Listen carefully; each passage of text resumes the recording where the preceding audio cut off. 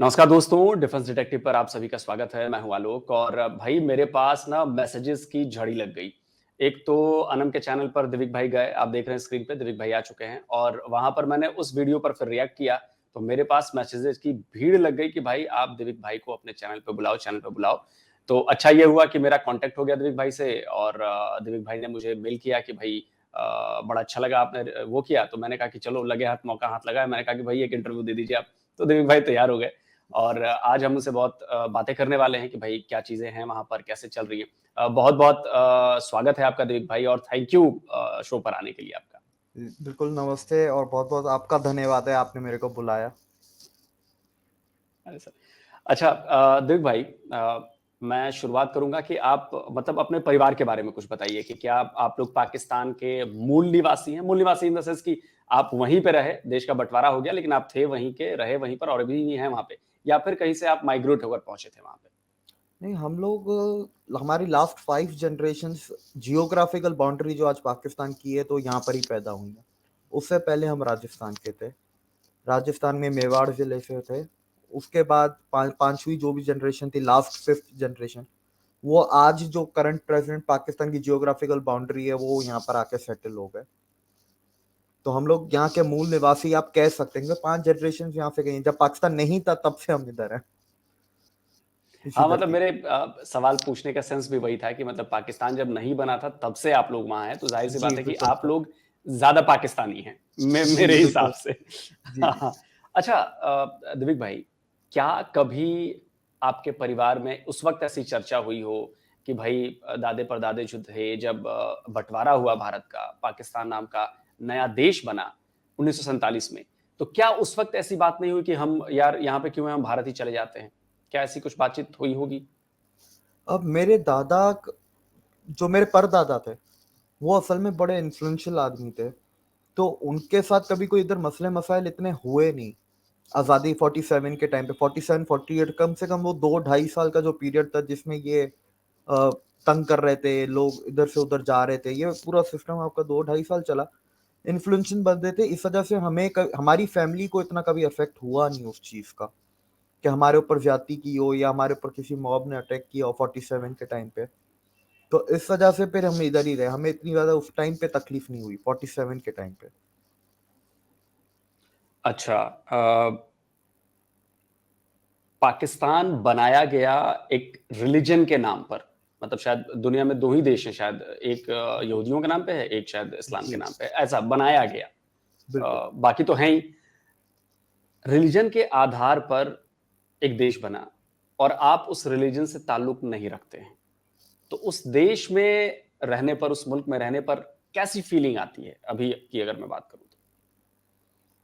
देखें, हम तो सिंध सिंध से बिलोंग करते हैं। हम लोग तो सिंधी हैं अगर एथनिकली जाए तो। असल सिंधी तो हिंदू ही थे और असल सिंध भी हिंदुओं का था। लेकिन ये कि इतनी ज्यादा तकलीफ स्टार्टिंग में 47 में नहीं होती थी। फिर जो ईयर ऑन ईयर जो आहिस्ता आहिस्ता एक एक इदारा, एक एक जो पिलर एक कंट्री का या डेमोक्रेसी का होता है, वो जब एक एक पिलर, एक एक डिपार्टमेंट आपका करप्ट होता जाए या डिफंक्ट होता जाए, और फिर 80s में जो रेडिकलाइजेशन थी ना, that was the final nail in the coffin जो जियाउल हक ने की। लेकिन वो ज़िया इतनी के टाइम पे जल्दी, जब थी। जी। जी, उसने इतनी जल्दी इफेक्ट नहीं दिखाया क्योंकि वो स्कूलों में पढ़ाई, वो बच्चे बड़े हुए 90s में। वो जब 2000s का टाइम आया, जब वो जॉब्स में, प्रोफेशनल लाइफ में आए, फिर उस रेडिकलाइजेशन का इफेक्ट है ना मेट्रोपॉलिटन सिटीज में नजर आना शुरू हो गया।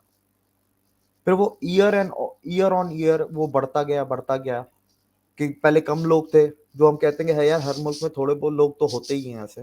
वो थोड़े लोग हैं ना, फिर आहिस्ता आहिस्ता बढ़ते गए, अब वो ऑलमोस्ट अब मेजोरिटी में आ गए। और वो जैसे, पावरफुल भी हो गए। जी, पावरफुल भी हो गए। पावरफुल तो देखें स्टार्टिंग से ही होंगे ना, क्योंकि आप स्टेट ने उनको दे दी है परमिशन ये सब काम करने की। स्टेट ही रेडिकलाइज करवा रहा है आपके टेक्स्ट बुक्स को। स्टेट सपोर्ट भी करता है ऐसी चीजों को। और फिर जब ऐसे लोग पढ़ के ऐसे एजुकेशन सिस्टम से जब फिर वो एक बैरोक्रेट्स बनते हैं, एक पावरफुल पोजीशंस में, जुडिशरी में जाते हैं, तो माइंडसेट तो उनका वही होता है ना। तो वो स्टेट से ही एक पावर ऑटोमेटिकली आ जाती है, चाहे वो गरीब भी होगा। मतलब कोई मिडिल क्लास रेडिकलाइज इंसान है, लेकिन वो रेडिकलाइज है तो उसको कहीं ना कहीं है ना एक प्रिविलेज मिल जाती है हर जगह पे, अगर वो कोई ऑपरेशन करता है तो। In that case. मुझे याद आ रहा है देव भाई कि मैंने एक डॉक्यूमेंट्री देखी थी, आपके ही इस्लामाबाद में शायद शायद जिन्ना इंस्टीट्यूट है या इस्लामाबाद में ही है शायद। जी जी। उन्होंने एक डॉक्यूमेंट्री बनाई थी कि अपने ही देश में बेगाने, तो उसमें एक क्रिश्चियन कम्युनिटी के भाई साहब थे। उन्होंने बड़ी जबरदस्त बात कही। उन्होंने कहा कि अगर मैं सच्चा भी हूं और मैं बोलूं, मेरे जैसे 10 लोग मेरी गवाही दें, लेकिन अगर सामने से 2 मुसलमान बोल दे कि नहीं ये झूठ बोल रहा है, तो लोग उन 2 मुसलमानों का भरोसा कर लेंगे लेकिन हमारा नहीं करेंगे। बिल्कुल उनकी ऐसा बात में ही है। मतलब कितनी कितनी सच्चाई है? इस बात में 100% सच्चाई है। बचपन से जहन में यही डाला है ना कि काफिर, यहूदी, ईसाई ये होते ही झूठे हैं, धोखेबाज होते हैं, चालबाज होते हैं। इनके दिखाने के हाथ दिखाने के दांत और हैं, चबाने के दांत और हैं। जब ऐसी ऐसी बातें आपको बचपन से आपको डाली जा रही हैं, तो बड़े होकर आपका माइंडसेट ही हुआ है और आप उनको समझा भी नहीं सकते कुछ, क्योंकि वो बचपन से उनको फीड किया गया। ऐसा नहीं कि उनको टीनेज में या अडल्टहुड में आके उनको फीड किया। जो बचपन से हो गया वो फिर उनके साथ मरते दम तक रहेगा।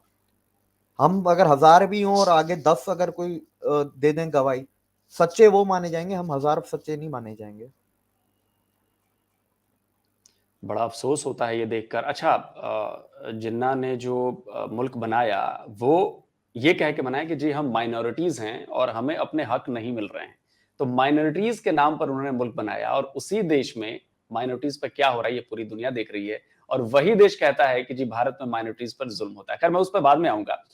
मैं थोड़ा सा, आपने 90s का जिक्र किया कि जब वो लोग बड़े हुए, पढ़ के आए और बड़े हुए, उस पर भी आऊंगा। लेकिन जब 90s का दौर था, तो उस समय एक भारत में एक घटना हुई 1992 में, बाबरी मस्जिद वाली जो घटना थी। उसके बाद हमने देखा कि पाकिस्तान में मंदिरों पर अटैक हुए, हिंदू फैमिलियों पर अटैक हुए। उस वक्त आपकी फैमिली में क्या इस तरह की बातें हुई थी कि भाई हम चले ही जाते या चले जाते हैं, या आप लोग कैसा फील कर रहे थे? क्या सेफ फील कर रहे थे आप लोग उस वक्त? ये 92 वाले वाकया के टाइम पे तो मैं पैदा भी नहीं हुआ था, लेकिन उस टाइम पे भी वैसे थे। मेरे जो दादा थे तो वो भी पावरफुल थे, ब्यूरोक्रेट थे। हमें वो कभी इतने मसले मसाइल ऐसे डेली बेसिस पे फेस नहीं करने पड़े जैसे आज करते हैं। तब होता था यार 6 महीने में कोई ऐसा हो गया, साल में कोई ऐसा हो गया। अगर हम अपनी पर्सनल फैमिली की बात कर रहा हूँ कि एक फैमिली को साल में कितनी दफा ऐसी चीजों को फेस करना पड़ता है, तो इतनी चीजों को है ना, वो मेरे एल्डर्स जो थे फैमिली के वो लाइटली लेते, बोलते थे इतना तो फिर दुनिया के हर मुल्क में होता है।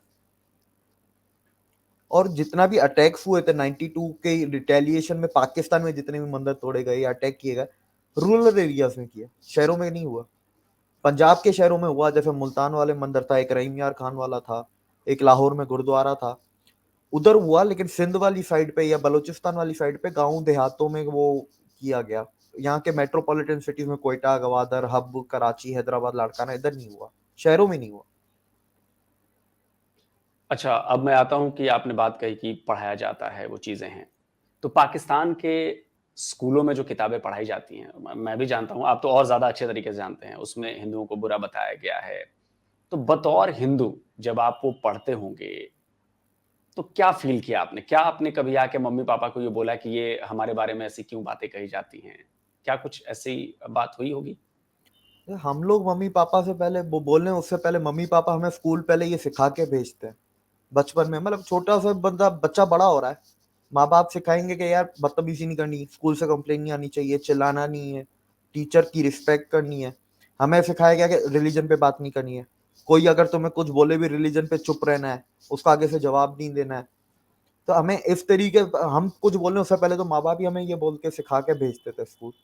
तो वो कभी नौबत ही नहीं है कि हम लोग कंप्लेन करें। हाँ, बुरा फील करते थे। जैसे जैसे आहिस्ता आहिस्ता बड़े होते गए, अपने रिलीजन के बारे में जब पढ़ते हैं, टीचिंग्स लेते हैं घर वालों से, बुक्स पढ़ते हैं हमारी रिलीजियस, तो फिर आहिस्ता आहिस्ता फिर समझ आने लगती है कि बुरा भी लगता है, एक इन्फ्योरिटी वाला कॉम्प्लेक्स भी आता है।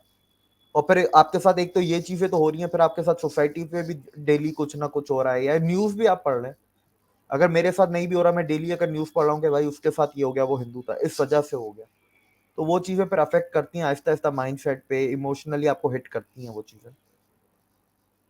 अच्छा, जब आप बड़े हुए, समझदार हुए, या उससे पहले अ, कभी कुछ ऐसा हुआ कि आपके साथ जो क्लास में पढ़ रहे हैं, जो लोग आपके साथ हैं, कभी उन्होंने हिंदू होने की वजह से आपको कुछ कहा हो, बोला हो? क्योंकि किताबों में तो वो भी पढ़ रहे हैं तो क्या कभी आपका मजाक बनाया गया हो या कभी कुछ आपको डराया धमकाया गया हो, कुछ ऐसे भी वाकयात हुए होंगे?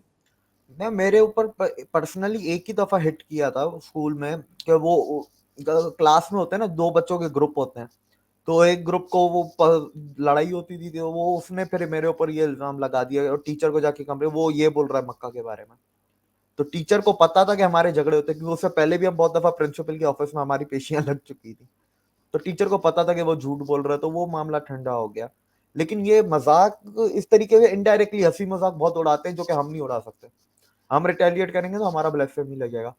नहीं तो यार जैसे रक्षाबंधन आती थी, राखी पहन के जाते थे, तो 2-3 दिन तो बंदा पहनता ही है। इंडिया में तो लोग और भी ज्यादा पहनते हैं, महीना महीना भी पहनते हैं। बिल्कुल, इनफैक्ट मैं तो तो जब तक वो धागा रहता है तब तक रहता है, जब हट जाता है तो हटा बिल्कुल देते हैं, तो कई-कई महीने पहन लेता हूँ मैं। ऐसा ही है। तो हम जाते थे, बोलते थे ये क्या हथकड़ी पहनी हुई है, अब कुछ नहीं बोल सकते। अरे वो बंदर वाले भगवान का क्या नाम है, हनुमान का, अब हम कुछ नहीं, हम आगे तो हमारा जवाब है हनुमान, हम कुछ बोल नहीं सकते उसके आगे। अगर हम मजाक कर ले तो ब्लेसफेमी हो जाती है, वो मजाक करें तो वो मजाक है। अच्छा, जब आप बड़े हुए, जब आप कॉलेज से बाहर निकले, उसके बाद जब आपने जॉब तलाशी होगी या कुछ किया होगा, तो उसमें भी ये चीज़ आड़े आती है कि आप मुस्लिम नहीं हैं, आप नॉन मुस्लिम हैं, आप हिंदू हैं? जॉब के लिए तो मैंने कभी अप्लाई नहीं किया, मैंने तो स्टार्टिंग से बिजनेस किया। मैं पढ़ाई के दौरान ही मैंने अपना बिजनेस शुरू कर दिया था, कॉलेज टाइम से।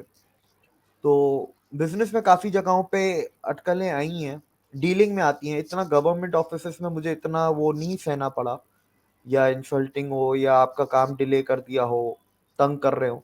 लेकिन जब आप डीलिंग करते हो कस्टमर्स के साथ या आपके जो सप्लायर्स होते हैं उनके साथ, उनमें कभी कभार को 10-15% ऐसे लोग होते हैं जो कि ये करते हैं चीजें, आपको रेट ज्यादा बताएंगे ताकि आपको बेचना ही ना पड़े, कि यार हिंदू के साथ डीलिंग ही ना करनी पड़े।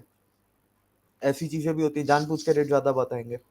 तो हमारे साथ जो मेरे पार्टनर मुस्लिम है पाकिस्तान में, ओके। पाकिस्तान में जो मेरा बिजनेस स्टैब्लिश्ड है वो मेरा मुस्लिम के साथ है पार्टनरशिप। तो मैं उनको आगे बेचता था, वो आगे उनको सही रेट बताते थे, फिर मैं जाके पेमेंट करता था, फिर हम लोग भी अपने मजे लेते थे, हम लोग भी तंग करते थे इस तरीके से। अब हम वो मुंह से कुछ नहीं बोल सकते, इस तरीके से तो मजे ले ही सकते हैं।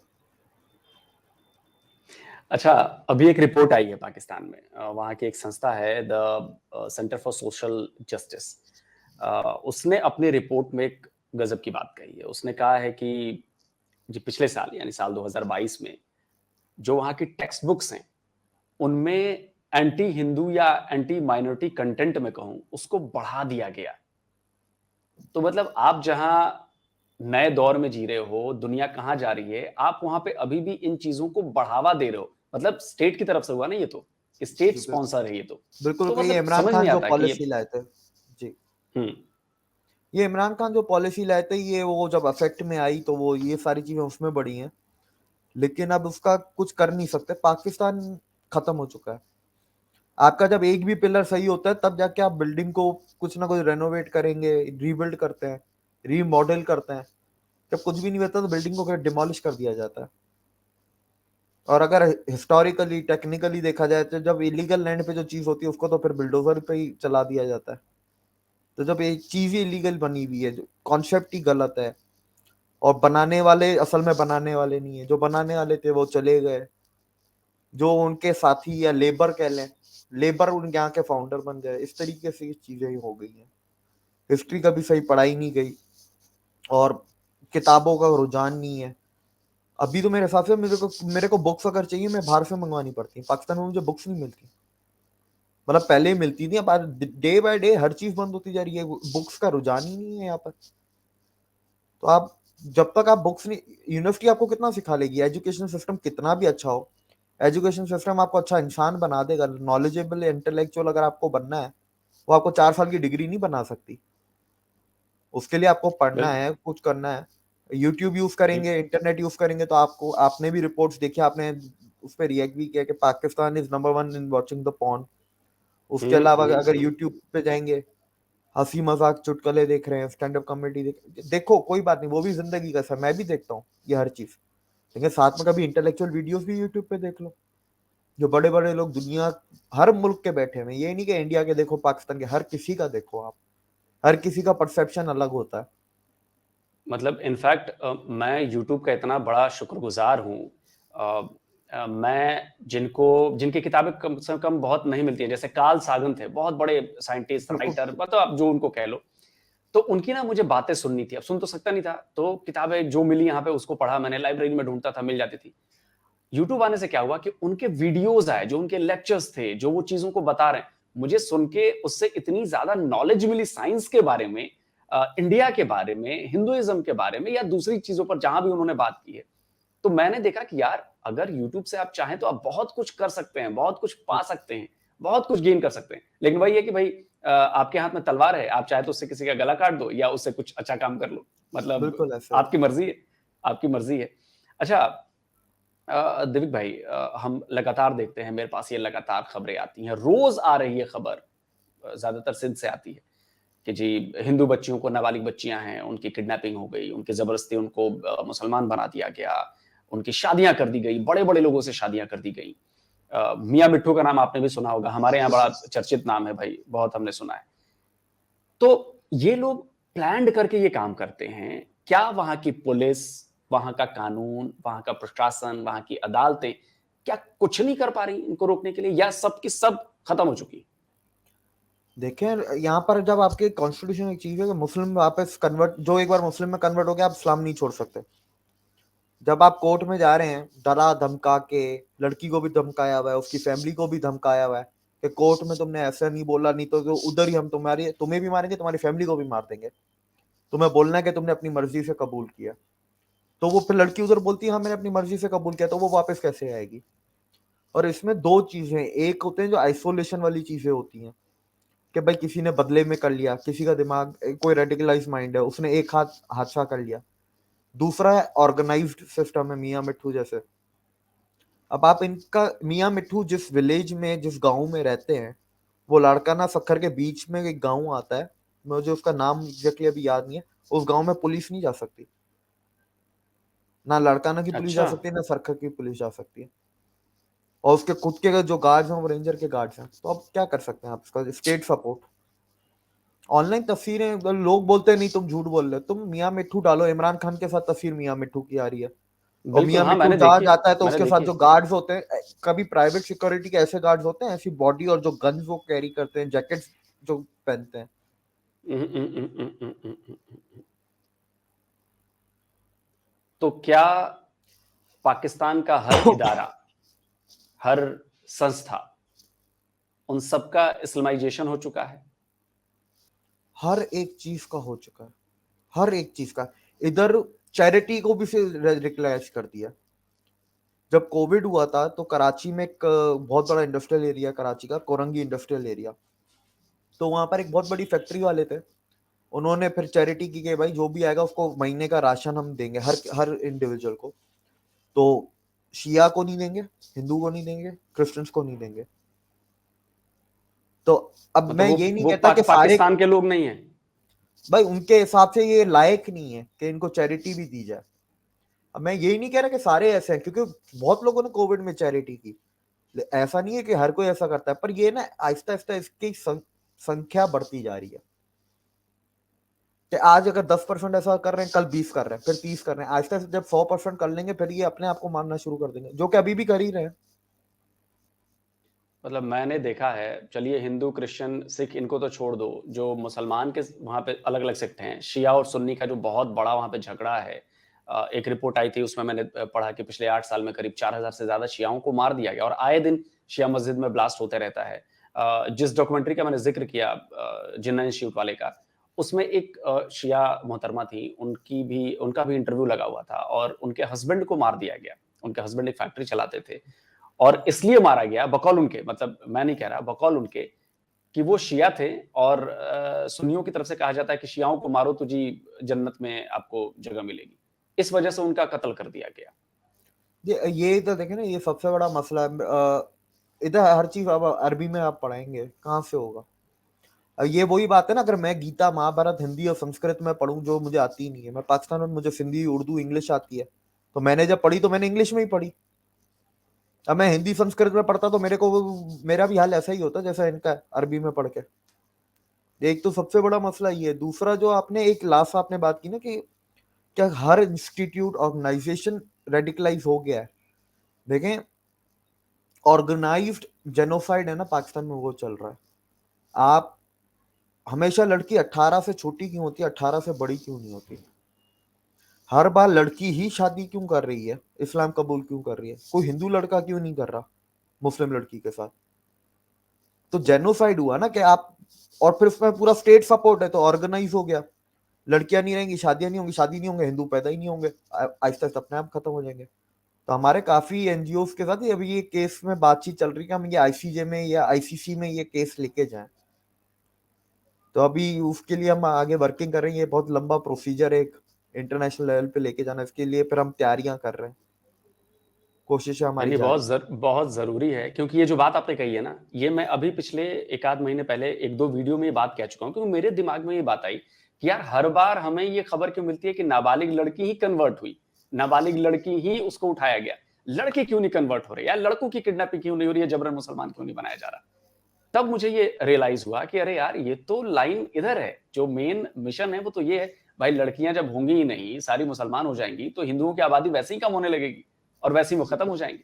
बिल्कुल सही बात कही आपने। अच्छा, एक सवाल और मैं आपसे पूछ रहा हूँ, थोड़ा सा फ्यूचरिस्टिक सवाल है कि जिस तरह की कट्टरता आपने बताई, रेडिकलाइजेशन, हर एक ऑर्गेनाइजेशन, उसे देखते हुए क्या आपको लगता है कि पाकिस्तान की जो माइनॉरिटीज हैं या खासकर जो हिंदू समुदाय है, उनका फ्यूचर क्या है? लेकिन माइनॉरिटीज का फ्यूचर जो रह जाएंगे वो मर जाएंगे, और जो बाकी निकल जाएंगे। और हम लोग इसी चीज में लगे हुए हैं क्योंकि अब हालात ऐसे हो गए हैं।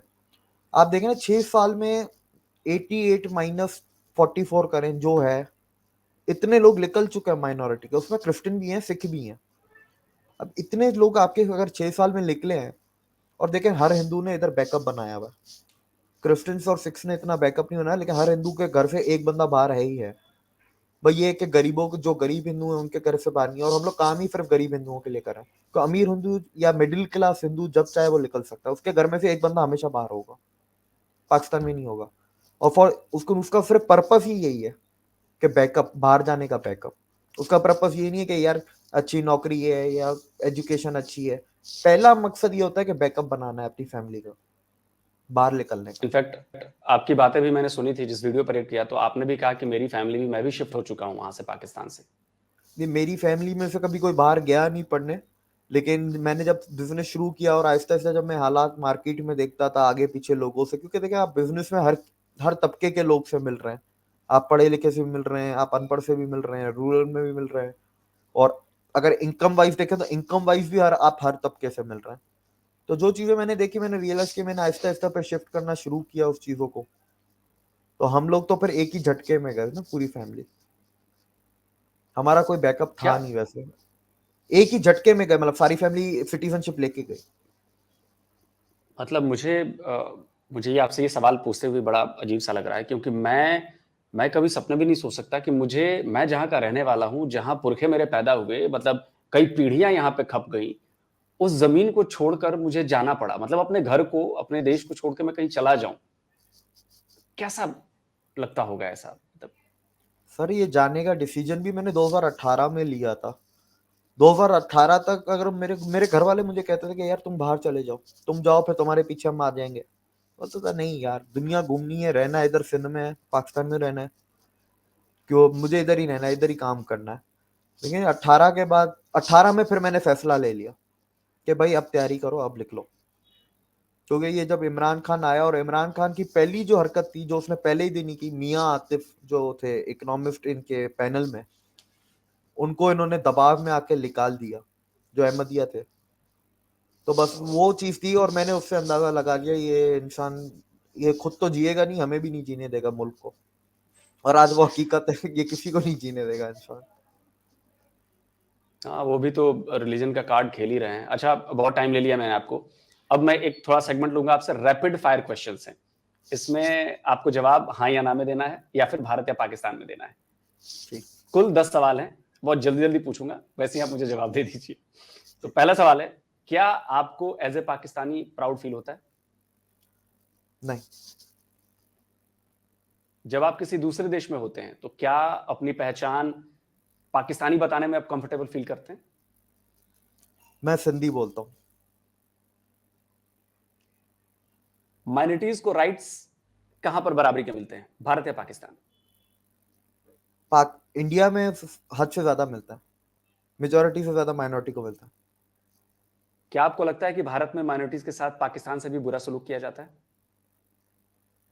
बिल्कुल भी नहीं। क्या पाकिस्तानी होते हुए भी पाकिस्तान के पीएम, प्रेसिडेंट, चीफ मिनिस्टर या फिर सेना के तीनों ब्रांचेस में से किसी के चीफ बन सकते हैं? नहीं। क्या आप अपने आप को पाकिस्तान में सेफ एंड साउंड फील करते हैं? Not any more. क्या आप पाकिस्तान में बिना डरे अपने धार्मिक रीति रिवाजों या त्योहारों का पालन कर सकते हैं? इट डिपेंड्स कि मैं कितना अमीर हूँ और किस एरिया में रहता हूँ। क्या हिंदू कम्युनिटी को पाकिस्तान में आसानी से सरकारी या प्राइवेट नौकरियां मिल जाती हैं? सरकारी मुश्किल से मिलती हैं, प्राइवेट मिल जाती हैं, फिर भी कंपैरेटिवली। क्या पाकिस्तान की पुलिस हिंदू और मुसलमान को एक ही नजर से देखती है? डिपेंड करता है कि केस कौन सा है, जुर्म कौन सा हुआ। अच्छा, आखिरी सवाल, अगर आपको मौका मिले भारत में शिफ्ट होने का तो क्या आप पाकिस्तान छोड़कर भारत में शिफ्ट हो जाएंगे? मेरी अल्टीमेट डेस्टिनेशन इंडिया ही है। आपने जो जवाब दिए हैं उससे मुझे नहीं, मुझे लगता है कि सारे दर्शकों को, सारी हमारी कम्युनिटी को ये बात अच्छी तरह से समझ में आ गई होगी कि पाकिस्तान में चल क्या रहा है। क्योंकि किसी के लिए भी, मुझे नहीं लगता कि किसी भी कम्युनिटी के लिए, मैं यहाँ से अगर किसी मुसलमान के बारे में भी कहूँ कि तुम्हें यहाँ से छोड़कर निकल ही जाना है, तो उसको भी बड़ा दुख होगा कि यार अपनी जमीन, अपना देश, अपनी मिट्टी, उसको छोड़कर मैं कहाँ जाऊं, क्योंकि बाकी दुनिया तो बेगानी है ना फिर हमारे लिए, तो वैसे ही सबके लिए। जिस तरह से आपने जवाब दिए, जिस तरह से आपने चीजों को रखा, और बहुत मुझे क्लियरिटी दिखी कि बहुत क्लियर है जो आपने दिखाया, जो बताया, और जो हम सुनते आ रहे हैं, पढ़ते आ रहे हैं, देखते आ रहे हैं कि वहां पर क्या हो रहा है। मुझे याद है कि अभी आपने बात कही कि एक बार जब आप कन्वर्ट हो गए तो वापस नहीं जा सकते। अभी मैं किसी की क्लिप देख रहा था, ट्विटर पे किसी ने मेरे साथ शेयर किया, तो उसमें एक मौलाना पाकिस्तानी टीवी चैनल पर बता रहा था कि अगर किसी ने कन्वर्ट हो गया, उसने मुसलमान अपने फ्री विल से बन गया वो, और अगर वो चाहता है कि वापस चला जाए तो उसका कत्ल जायज है, आप उसको मार दो, किल कर दो, ऐसा किसी हदीस में लिखा है, वो हवाला दे रहा था। देखिए, फ्री विल को आप कैसे प्रूव करेंगे? आप ये तो प्रूव कर देंगे कि वो इस्लामिक है या इस्लाम मुस्लिम है। फ्री विल को आप कैसे प्रूव करेंगे कोर्ट में? कोर्ट चलती है टेक्निकल एविडेंस पे। ये तो सर्कमस्टेंशियल एविडेंस हो गया ना कि नहीं, ये इसकी फ्री विल थी नहीं थी। कोर्ट के और सामने सब बराबर है। और वो आप नाप नहीं सकते कि फ्री विल थी कि नहीं थी, कोई पैमाना नहीं है इसका। बिल्कुल सही बात है। दिलीप भाई, बहुत अच्छा लगा आपसे बात करके, और बहुत ही जबरदस्त बातचीत हुई, और बहुत जबरदस्त हमें तस्वीर सामने देखने को मिली कि पाकिस्तान और वहाँ के माइनॉरिटीज के साथ क्या हो रहा है। बहुत बहुत थैंक यू कि आप मेरे शो पर आए, और मुझे लगता है कि भविष्य में भी मैं आपको परेशान करता रहूंगा, कभी कभी जब जरूरत पड़ी आपसे आपकी राय के लिए। जी जी बिल्कुल, शुक्रिया, आपने मेरे को बुलाया, मेरे को मौका दिया। मैं भी आपको काफी टाइम से फॉलो कर रहा हूँ, मैं आपके काम का बहुत बड़ा फैन हूँ। तो धन्यवाद, आपने थैंक यू मेरे देव को भाई। इस लायक समझा के मुझे बुलाया अपने शो पे। अरे नहीं नहीं देव भाई, मतलब पहली बार मैंने आपका वीडियो देखा, और मैं जबरदस्त, मैंने अपने रिएक्शन में भी कहा था कि आपने गजब की बातें की हैं, बहुत क्लैरिटी से बातें की हैं, और बहुत निडरता से बातें की हैं, और ये बहुत कम लोगों में देखने को मिलता है, बहुत कम लोगों में देखने को मिलता है। ऐसा तो ही। थैंक यू आपका शो पर आने के लिए। जय श्री राम। जय Shri Ram sir, thank you.